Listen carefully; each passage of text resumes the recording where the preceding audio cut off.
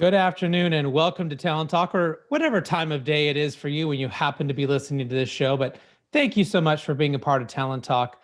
And, I've been saying this a lot lately, but this show has two awesome guests. And I feel like we're just doing it. We're killing it on booking some really awesome people lately because the show has just been jam-packed with some super guests. And today is no exception.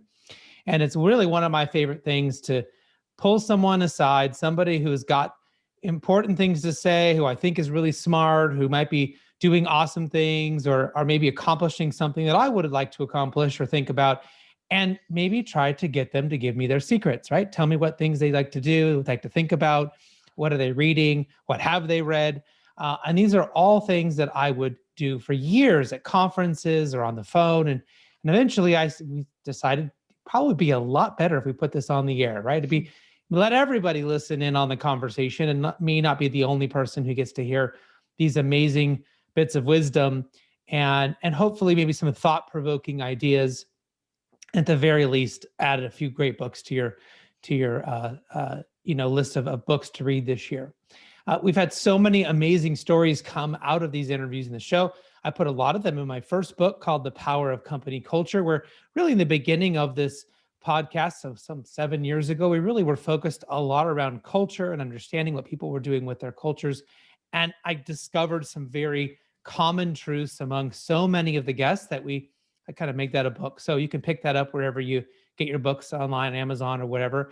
And then, of course, I started the next book, Remote Work. And before the pandemic, you could say I'm a visionary, or you could just say I was lucky. I will tell you I was just lucky that I started writing that before it was even sort of so mainstream. But that book's about to come out here at the end of May. We have some really cool promotional things going on for pre-orders. So you can visit chrisdyer.com/remote work promo if you're interested in buying 10 or more books. Otherwise, if you're just in for one, well, we'll have you do that come late May.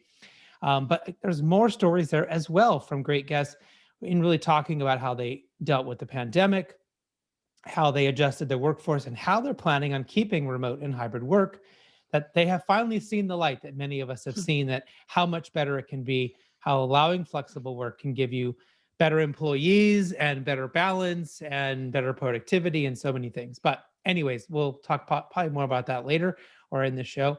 Talent Talk is live every Tuesday, 1 p.m. Pacific Standard Time. And, I would say a good handful of you tune in live, so thank you. But most of you, the other some 10,000 downloads we get a day are through the podcast. So iTunes, iHeartRadio, Stitcher, Spotify, wherever you find your podcast, just go there, subscribe. That way you make sure that you get every episode sent to you and you can listen to the ones that are of interest or share them with whoever. We really appreciate all the love. And the final little bit of business here is we do live tweet. So you can follow at PeopleG2 on Twitter, or you can try to follow along with the hashtag TalentTalk. My social media gurus, they're out there live tweeting. They're even feeding me questions that come in live to the show. And if it's after the fact, that's cool. We love to interact anyway. So my guests, if they've got Twitter handles, we'll tag them there and we will interact with you with any questions or comments. And of course, put the links to profiles, links to books, anything important that you wish you would have written down. We're probably going to write it down for you there on Twitter. So follow along as we go. All right. My guests today are Margie Meacham. Hopefully I'm saying that right. All right. And Chief Freedom Officer at Learning to Go. That's all one word, Learning to Go. And author of AI in Talent Development. Capitalize on the AI revolution to transform the way you work, learn, and live. And then after the commercial break, we'll bring in Charlie Judy, Intelligent Medical Objects and Chief People and Culture Officer. Excited to talk to him after the commercial break. But let's go ahead and bring in Margie. Margie, welcome to the show today. Hi, Chris. Thank you. It's a pleasure to be here. It is Margie Meacham, by the way. Meacham. Yeah, Well, just in case. if you've ever heard in one of the shows, you'll know that I'm famous for screwing up people's names. I think someone's name could be like and I would still mess it up. I would say something else. So I was famous for years for saying, I don't know if you know the sandwich shop To Goes, but everyone used to call it Togos. It's not Togos, it's To Goes. But anyways, Oh, I always called it Togos too. So Yeah, it's to you're in go. It's good company. Yeah, just like your name, learning to go, right? It's right. not to go, it's to go. So, Yeah. yeah. So how let everyone know kind of more about you. What's important for us to know about you, your company, and what you're doing to kind of set this conversation up. Sure. So I help organizations apply neuroscience and AI to enhance performance. And some people ask me, well, how can you do both? Well, they're really two sides of the same coin. And they've been converging for quite a few years now. And as a matter of fact, I was probably on the early side of recognizing that. And the, the scientists are working together because they help each other. So a neural network is a neural network, whether it's made of silicon or a carbon-based biological organism. And so we're learning a lot from each other in those fields. And my background as an instructional designer made me really curious about how people learn and how we can help them learn better. And that's when I started getting involved in following the research and distilling it into actionable things so that all my colleagues didn't have to spend that time reading the research and talking to scientists. They could work with me and immediately implement things that we know work that are based on the evidence. So I come at it from that perspective. And I actually got interested when I was a little girl because first grade, you're supposed to learn how to read, right? I couldn't do it. Mm. Nobody knew it then, but I'm dyslexic.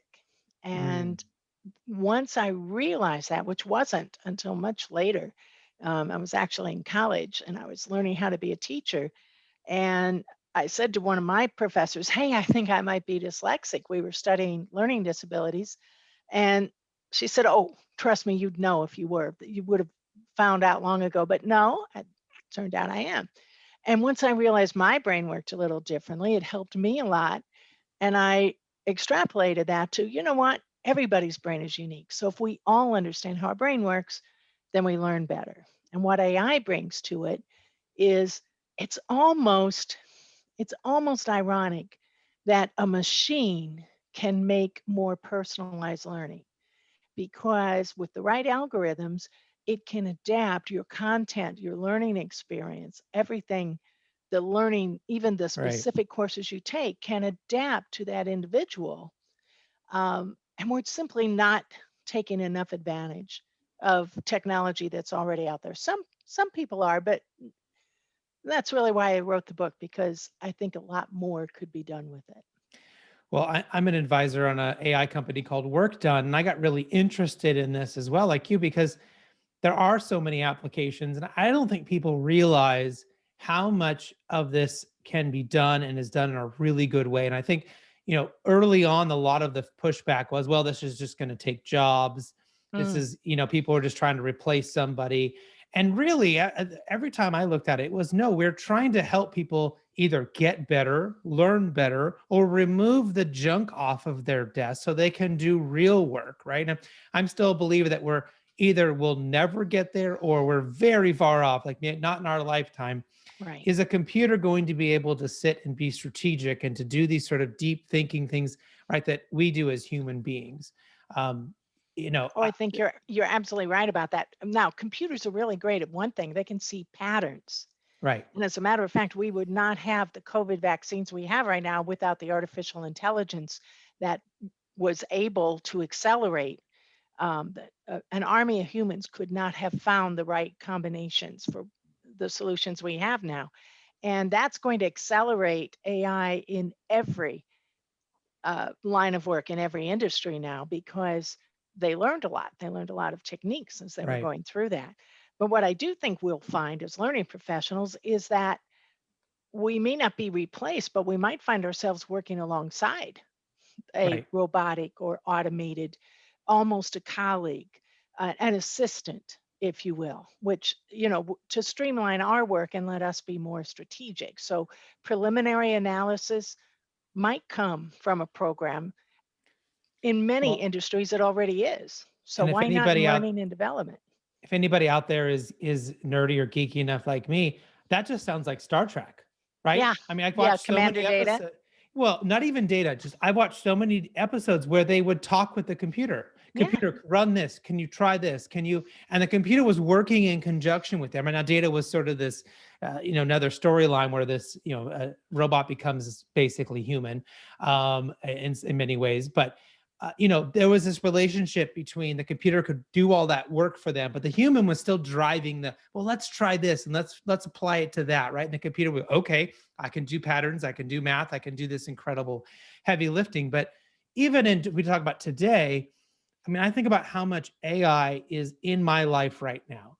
Well, That's true. I'm learning Spanish. So I have Yeah. Duolingo who is customizing lessons for me, deciding this. They're even using a bit of competition. They're putting me in groups of people. So I Mhm. try to get a little bit higher score. Do you know what I mean? And they're figuring out, like, I know they're figuring out people who are around my level that practice about what I Mhm. do and Yeah. putting them in a group so that I will be more competitive and practice a little harder. It's the same thing with Peloton. Yeah. They're doing the same thing to me, and and so, but this is all to help me, right? I'm learning a lot faster and I'm getting in better shape and I'm doing all these things in a way, like to your point, where it's something there to help me along my path. Right. Um, And it's interesting too, those examples are using neuroscience just as much because they're right. getting you that jolt of dopamine through the competition aspect and the social aspect. So they're using both sides of that same coin of understanding Yeah. neural networks. Yeah, and my only problem with all that is that sometimes I'm too tired at the end of the day and I'll avoid doing any real studying on Duolingo because I know they're going to get me and I know I'm going to do like 10 lessons because I'm not going to want to put it down until I've beaten, so many people and gotten to the top of the list or whatever. And I'm like, oh, I'm too exhausted to do like 15 lessons right now, right? Mm, So there is a little bit of that. So I've figured out strategies. Well, I can just do these other activities and I won't look at the leaderboard today, you know, because you're right. Just they've got me when that. I'm a pretty competitive person, so I get in there and I'm number 6. Like, how do I get to number 1? yeah, Right? So, yeah. but if we think about, so this is my personal experience with it, but I guess if we translate that into where are most companies at right now when it comes to using AI and maybe specifically with their talent development? Well, it's that last part of the question that changes the answer. Because Mm, if you just ask in general, what are most companies doing? They're all doing a lot of amazing things. Big companies, whether they're in banking, insurance, financial planning, the medical field is, we even have AIs that are analyzing x ray scans and doing it more efficiently and faster than human beings, completing medical tests. Um, there are traffic control. And of course, we've been hearing about self driving cars, for a while. A lot of industries, even agriculture is using AI to determine the best time to plant crops and the best time mm. to harvest them and the right soil composition. Um, so the applications are out there. What we see is very few applications in learning and development. Now, there are some for sure. Um, for example, in China, there are automated teachers. There are not enough teachers for the many, many children who need to be taught. And so a lot of children are interacting with an automated artificial intelligence teacher that assigns lessons, gives them coaching, gives them the next assignment. And it's very similar to your Peloton. It scales up and there's an algorithm that determines just how hard to make it. So it's challenging, but not too challenging. So they don't get discouraged. Uh, but there could be a lot more of it than what we're seeing. We have to look hard for the examples rather than seeing that it's prevalent. Yeah. And, I've seen recently, I was reading Adam Grant's new book, Think Again, and he has an example in there of an actual AI that is um, able to debate with a human being. So this is sort of a take on, Watson was famously on Jeopardy and did fairly well. This is actually creating a verbal voice that can do research on the actual person who they're debating and be able to even use information they know about that. It's not just debating on the topic and blindly doesn't matter they research this AI. Who am I debating against? What's their record? How do they normally phrase their arguments? It was fascinating, right? That they could do all of Yeah. that, and give really good, convincing arguments for this issue. Well, and so that brings up the whole question of the Turing test, because um, at the beginning of computing, one of the great pioneers was asked, "What do you think? Will we ever be able to make a machine that's as intelligent as a human?" And his answer was, "Well, if you can build a machine that will fool half of the people, half 50% of the humans engaging with it will think it's a human, we can deem it to be intelligent, because we won't really know. How can you really know if that's a sentient being?" Well, a lot of folks who work in the field say we can't really use that test anymore because we've already passed it. We already Right. have these automated machines like that can win Jeopardy if that could have been set up in a way that you didn't know that was a machine. Right. We're already fooled all the time with a help desk, a chatbot that is Hmm. more than likely a program, not a human being behind it, but they give you the help you need, they get you where you need to be. Who cares? So, this whole idea that they can perform so well we can't tell the difference creates a lot of intriguing possibilities. And I know it can get a little scary, but I'm kind of like you. For the most part, I think they're positive changes. Yeah. But one thing we no longer really have is that test because we've passed it. So now we have to move the bar farther Yeah. and see what is it we're really trying to do. Well, you gave a great example about how AI really helped in the COVID fight, Mm. and I've really seen, and there's quite a few books that mention what you also mentioned about reading test results like Mm. X-rays and MRIs, and they're able to far better Yeah, because they can see patterns, they can see different, put it in different types of lighting, they can do things that the human eye can't do. But the thing that's great about AI is it doesn't get tired, right. right? I mean, It works 24/7. It right, can, if you build a chatbot, your chatbot can be helping virtually unlimited number of people at the same time. right. It doesn't have to put anyone on hold, while it's coming up with a solution, all And those that's the things. biggest issue for in the medical field is it's not the expertise. It's not that they don't have the wisdom. It's that they are overworked, they get tired, they get stressed, and so things get missed. And, and I think probably too there's a level of a doctor or a nurse or whoever is involved in your medical issue has a ramp up time, right? They start off and they have to learn on the job. Well, the AI is programmed in advance. Yeah.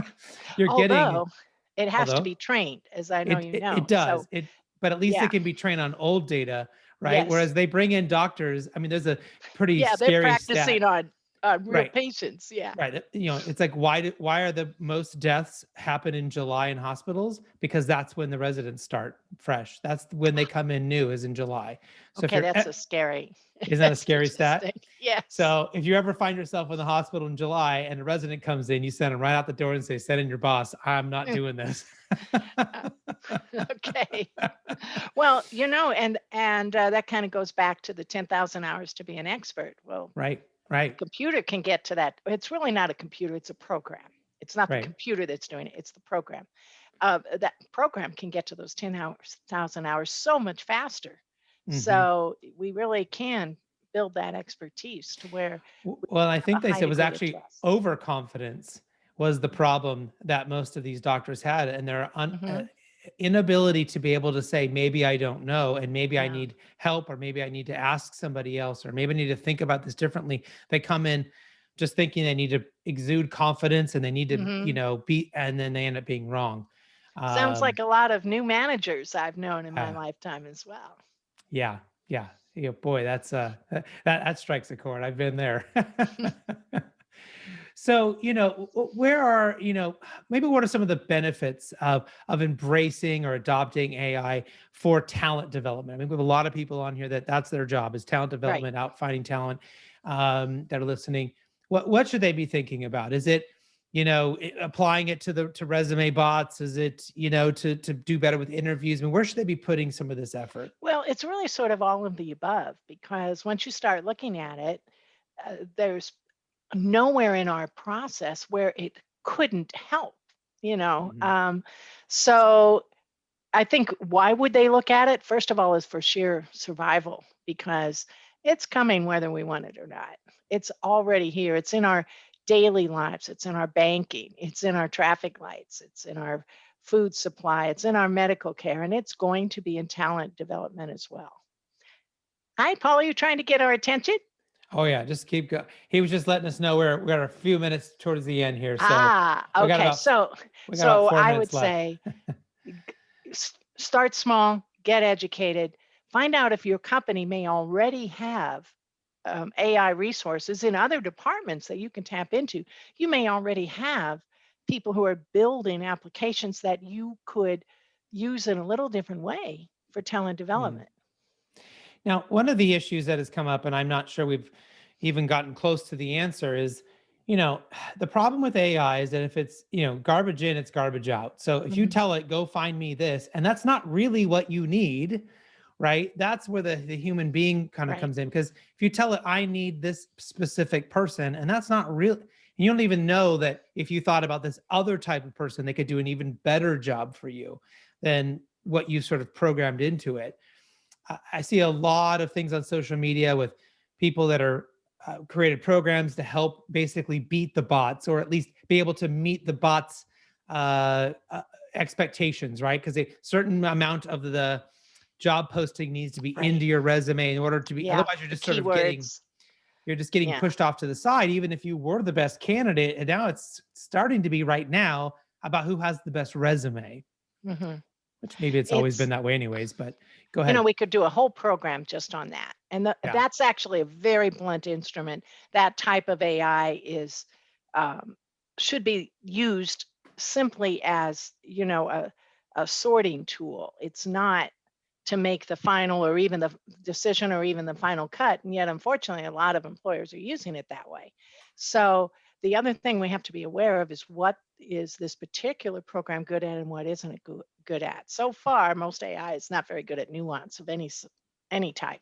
So what you end up is very black and white, qualified, not qualified Hmm. types of decisions, and that's always dangerous.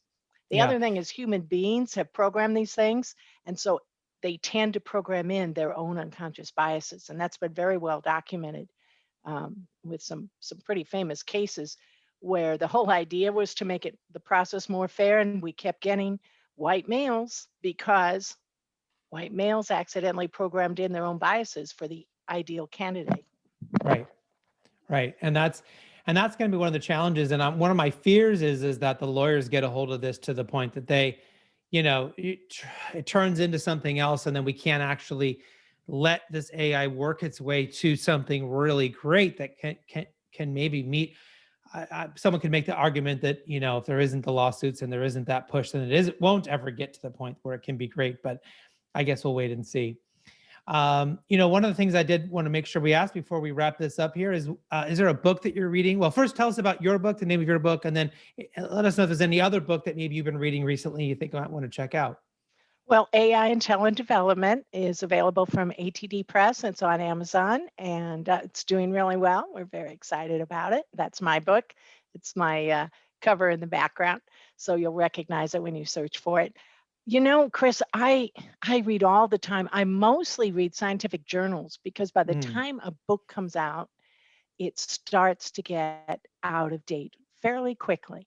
Now, to right. counter that with mine, I'm building a companion website where I will post updates, and so people who buy the book will learn about that website. But I'd be happy to give you a short list that you can give to all your listeners of Sure. Go some ahead. recommendations, and I'll send that to you because I know we're running out of time. Sure. And we'll try to post that into the post follow up. And I guess the final question is, how can people get a hold of you, find out more about you? If they're interested in learning more about the work that you do. Okay, well, I'm on LinkedIn. I'm on Twitter at Margie Meacham. My website is learningtogo.info. That domain name's very important, so you find me, and there's a contact us link there where you can send me an email. You can sign up for my website newsletter there as well. And if anyone needs a little extra help, it's Meacham, in case you weren't sure how to spell Meacham, because I know I would struggle if I was just hearing it. So Margie, thank you so much for being on the show today. I know it went quick. Hopefully we can have you come back at some point, give us an update since, like you said, things move so quickly in this space. Maybe get us an update on all the cool new things that have been going on. And again, thank you for being on the show. Great. Thank you so much. Bye. All right, we're right back after this quick commercial break, and we'll bring in our next guest, Charlie Judy. Imagine buying a newspaper and discovering that the news you're reading is 6 months old. There isn't much that stays the same for 6 months, and the same thing goes for background checks. In a time when so much outdated information is being passed around, it's good to know that People G2 offers something different. At People G2, we provide today's intelligence, not yesterday's news. Our value-added approach offers you a fully FCRA-compliant solution that includes up-to-the-minute information. By combining industry-leading technology with old-school human investigation, People G2 is able to give you information that is accurate right now, delivered quickly to our online system, or integrated with your HR system. So ask yourself, are you comfortable working with old news, or are you ready for a different kind of background check company? Visit peopleg2.com or call 800-630-2880. That's 800-630-2880 or peopleg2.com.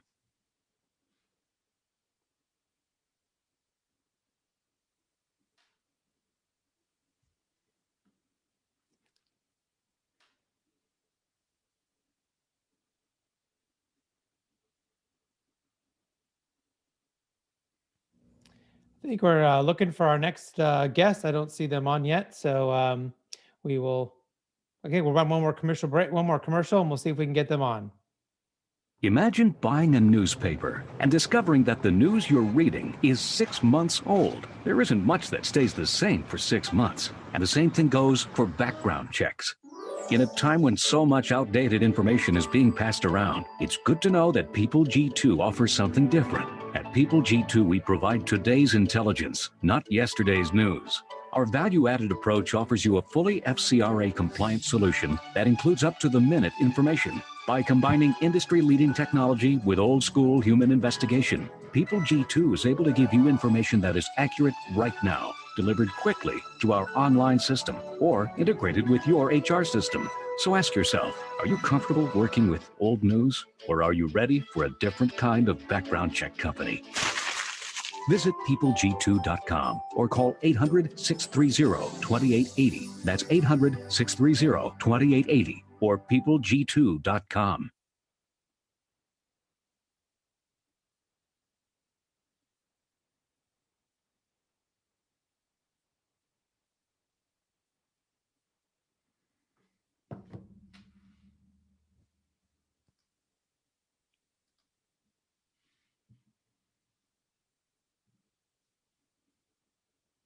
Working Wardrobes is always looking for quality men's and women's business and casual clothing.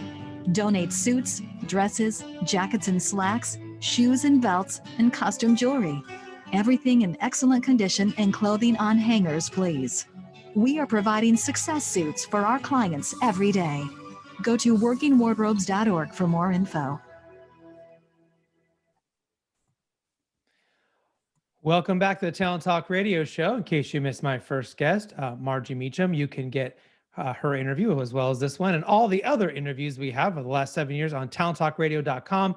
You can subscribe there or go to iTunes, iHeartRadio, Stitcher, Spotify, wherever you find your podcast, just subscribe there and you can make sure you never miss an episode. All right, I'm going to bring in my next guest. He was on the Talent Talk show back in 2018. Doesn't even feel like it was that long ago, but I guess it was, and is currently a fellow recipient of the recognition on People Hum's most influential thought leaders to follow in 2020. Please welcome back to the show, Charlie Judy, the Intelligent Medical Objects Chief People and Culture Officer. Hey, Charlie, how are you doing? Doing well, Chris. Thanks for inviting me back. 2018 seems in some ways like a lifetime ago, that's for sure. Yeah, from the radio show's perspective, it seems like yesterday. From a life perspective, it does feel like forever. Yeah. Yeah, I think that's right. Just in the last year, I mean, so much has changed. It's crazy.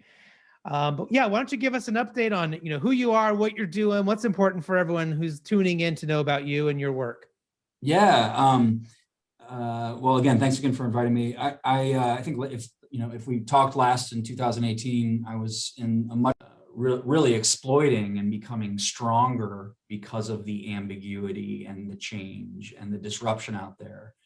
And I think that's a lot of what we learned, or we learned the value of that in this COVID age, in that we were forced to go figure it out, right? And even those people that were naysayers soon experienced that we could figure it out. Mm-hmm. And that wasn't because we had a policy. It wasn't because we had a webinar and taught everybody how to do it. It was because we empowered every individual in the organization to go be effective at this. Let's figure it out. Nobody knew that we were going to have to do that. And sometimes I think that's the best way to implement change in the workplace, is to just go figure it out. Like, just go figure it out. We are smart human beings. We hire smart human beings, ostensibly. Let's go figure it out. Well, and who were the people that needed remote work originally, right? They were the people that had a very small budget, maybe a startup, someone trying to get their company up off the ground, out of their garage or out of their spare room, right? It was necessity that brought remote work. And then they saw the value and they kept it going. But for the average company, XYZ, why make whatever, the change if you don't have to, right? Yeah. There was no need, right? I'll just keep bringing people in. Now, I would argue that there was some need. There was a talent. A lot of people had talent droughts in their area. And so remote work allows you to, but then they would just go open an office somewhere else, right? That was sort of their solution. Well, we'll open one in that some other city and we can get talent there. But, I think that for us, it's always been, we can get great talent for less money anywhere in the country, right? We don't have to worry about they have to be where I'm located. And so it was always a great thing. There's not everything is easy, but to your point, you got to go back and figure it out. But that necessity was a big thing. And I think certainly that has been the case for so many of the best inventions, the best bits of progress, probably in all of humanity, right? Is necessity sort of pushed us to have to figure that out. And I would posit that most organizations now will have to define that necessity a little bit differently than they have before. I mean, I think this is now part of the experience and expected experience, frankly. And so it's no longer an ROI. It's a must have. And I was thinking about this from they're going to see that this is better. They can have all these wonderful things that come along with it. Employees, especially once their kids go back to school, will realize, how much more effective they could be, because that's always been our experience. Yeah, the risk to some degree, though, is that you swing too far in the other direction. Which I think, certainly that's something that we're paying a lot of attention to, because we also know that something that's core to our own culture doesn't necessarily work for everybody. What works for us is that stronger community, is that stronger face time, is that ability to be in the room together. And we don't want to lose that entirely. In fact, we want to preserve it and augment it, because we know it's been a success factor for us. So, finding that balance is the next challenge for organizations, I think. Yeah, and I guess the pushback would be just, because it's been a good thing in the past for any organization, doesn't mean you can't have a new, better, or new, different, right, positive. That's different. It doesn't have to be. I think that's the mistake we make, right? Is that something worked once, right? And then it's like, well, I want it to be that same way all the time because I'm comfortable with it. I imagine how many people said, I have no problem riding my horse to the store. It works just fine. Yeah. Right. I don't need that car. Yeah. But I think so to just for the sake of discussion, because I think that's the interesting part of this. But I do think we shouldn't assume that, some people just like riding a horse, right? Like, I just I've always liked being around people. That's something that's important for me. And I haven't necessarily thrived in this environment. I can't wait till we all get back into the office together. That's not everybody, but I would suggest that some people sign up for the organization because that is indeed part of it. So there are just as many people that benefit from a remote experience that do from, or the opposite way, benefit from a face experience, a brick and mortar experience than a remote experience. We have to pay attention to the individual as well, not just the corporation. Yeah, and I think all the data that we certainly have looked at over the years says anyone that values from an employee standpoint, remote work, they value work-life balance more than they value personal satisfaction, right? That the engagement of being around people, because in a non-COVID time, you can go get your people time and in some other place, right? You can volunteer, you can code, you can get that thing you're talking about. It doesn't have to be at work. But what people value at work is, I can take my kid to the doctor. I can be gone for an hour and it's not a big deal. I eliminate all those social pressures of, why isn't that person at their desk? And do they leave before the boss leaves? And are they the first one in, the last one, all that kind of stuff. And instead shifting the metric to, what is their output, right? We've come up with these goals, these KPIs. Are they meeting them? Are they beating them? Because that was the epiphany to me when we went remote in 2009. As I realized we were making these judgments, some of our judgments about our people, based on things that didn't matter. They were just visual cues, right? Yeah. And when we eliminated all that, and it was all just about, what is that output? What is that thing? It was like, oh, we were wrong about who our best employees were. Yeah. In fact, it was one example. We thought our best employee in the department, when we actually measured them correctly, they were our worst employee in the department. We shouldn't even have had them around. We should have fired them 5 years ago, right? But we were using all the wrong metrics in our head, and that was based on us being together, you know? Yeah, I mean, that goes back to the conversation that we started, which was, you know, everybody wants more data. Be careful what you ask for. I mean, you know, make sure that it's the right data, right? Right. One of the interesting things I read today was that some people don't want to go back to work, and that for a reason that I hadn't even considered. And so it wasn't that they wanted flexibility or remote work; it's that they don't trust there are other people around them yet. You know, given from a safety and health perspective, from a safety and health perspective, you know, and I think we've always had a level of this: is people that don't wash their hands, that will sneeze and not cover their mouth, right? That don't have very good, you know, habits that way. I mean, I can't tell you how many times I've been like in a public restroom and you see someone walk in, go to the restroom, and then they don't even wash their hands, or they just put some water on it, walk out the door, and you go, oh, how many people have they just infected with if they've got something, right? I mean, there's this level of lack of personal response that some people have. And then you add in the fact that they could be spreading COVID. Do they have the vaccine? Do they not have it? Right? And so now companies are going to have to think about how they're going to handle that, right? Yeah. Even if this isn't a choice thing, this is not a future of work thing. This is a health and safety thing. Yeah. How do you think companies should maybe begin to think about that part of it? Yeah, you know, again, I mean, I think it starts with the individual. I think the organization should have, you know, kind of a vision for what hybrid looks like. Mm-hmm. They probably need to, you know, and I'm just talking firsthand experience, right? We're in the middle of this right now. I mean, you know, I think you got to put a stake in the ground. People want to know what we're marching towards, right? Or what we're trying to accomplish. And I think if you give them, you know, the destination, but not necessarily every road to take or turn to make, that, you know, ultimately they'll get there. For us, the destination is we start to live in a world where you're no longer an office employee or a remote employee. You're both. Right. And when you're where has a lot to do with a lot of factors. Some of them are really personal. Some of them are important to you.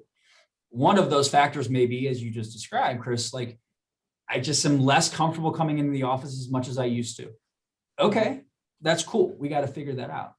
Right. But then there's the other side of that is, yeah, but there are some times where we believe it is important for everybody to be in the office, or for your team to be in the office, or for your work group to be in the office. And here are the reasons for that. How do we make that work, right? But that's not a recipe that's going to work for every function within our business, every team that's within our business. We just want to get to a point where location is really no longer a part of the equation. And we're all committed to being together when we need to be, and allowing for you to work wherever the heck you need to work every minute in between. I mean, that for us is kind of our approach. Well, and there's so many companies, especially if you look at medium to large size organizations, where someone on your team is traveling, some managers in some different location and going. And so I'm really hoping that this, the silver lining here is this push to everyone to understand how to meet, how to, conduct these meetings in a better way. I mean, if you remember, just a few years ago, being on these really crappy phone conference lines, right? And people coming in and getting dropped and couldn't hear them, and the dogs. I mean, people had really kind of struggled to do those, but yet that was like a pretty common way to be meeting with your team.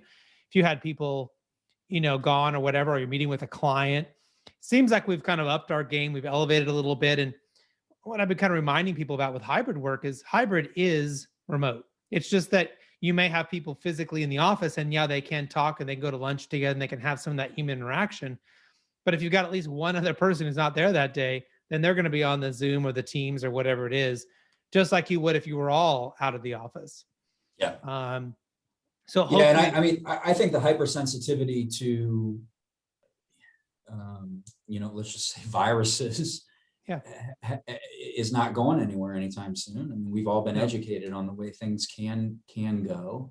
And I think that's going to be part of what organizations have to solve for. I mean, first and foremost, we always have to make sure we're providing for the safety and security of our people.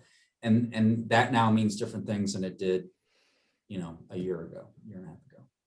Well, if you just look at what, how the flu drastically declined in the last year, because people wore masks, because people washed their hands, because people did some very basic things, right? So we could probably have a huge impact on the health of our country, of our communities, or whatever, by being better at this stuff, whether COVID is hanging over our head or not, right? Yep, I think that's absolutely on spot. I know that we're thinking a lot more about well-being, physical, financial, mental, social, all of that stuff, because we are in tune with how important that is today, and will continue to be, I think, going forward. Yeah. Well, what other things are you kind of seeing, that maybe organizations should be thinking about right now, especially maybe around trying to create and cultivate, a good culture, or good engagement experience? What sort of things are you guys focused on here in the coming months to really kind of maybe address some of the challenges you're seeing coming down the road? Yeah, this is going to sound a little bit like a cop-out, and I know we don't have a whole lot of time here, but so it's kind of convenient that I say what I say. I think 90% of the challenges that we face in the workplace when it comes to employee experience could be addressed directly and indirectly by just having better conversations. Let's just have better conversations with one another.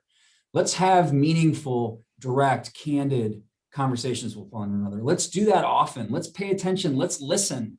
Let's hear what our people are telling us. What do they need? How do we respond to that? Let's look at the individual. And the best way to do that is to have better conversations. I know it sounds a little bit wishy-washy, but sometimes we need a little bit more of that in the workplace. Is some wishy-washy, good old-fashioned human interaction. And I think, if I would maybe assign that as the numerator here of this, fraction, maybe the denominator for me would be time. I noticed that the good conversations went up with vendors, with clients, with applicants, everything, because we all had a little bit more time, right? Yeah. Business got a little slower. Things were a little bit different. We were home more often, right? We were maybe working a little more hours or whatever it was, but I had a lot more time in 2020 to have those conversations, and people were willing to have them with me, which was probably the bigger part of it, right? They were willing to slow down. We added like 5 partnerships, I think, this last year. That's the most we've ever added in one year, because they were actually willing to slow down and talk to us finally, right? Because they were so busy all the time. Yeah, that's an interesting. I don't know if you're seeing that or not. It's an interesting point of view. I mean, I think you're sharing it from kind of the other side of the table. I think people have been more thoughtful in how they use their time.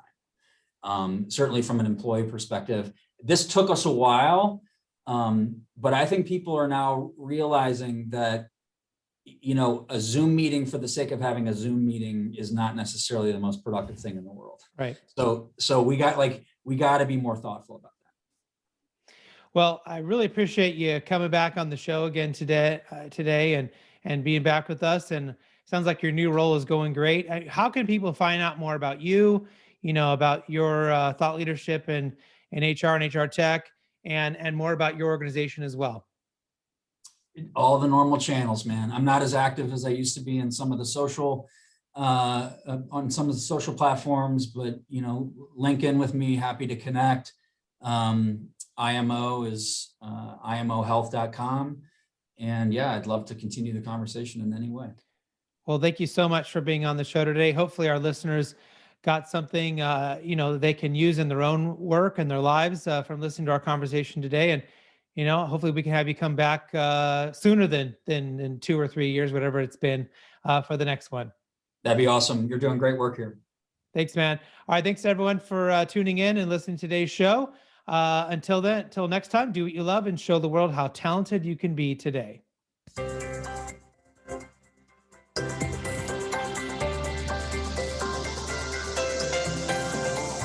You've been listening to Talent Talk Radio, brought to you by People G2.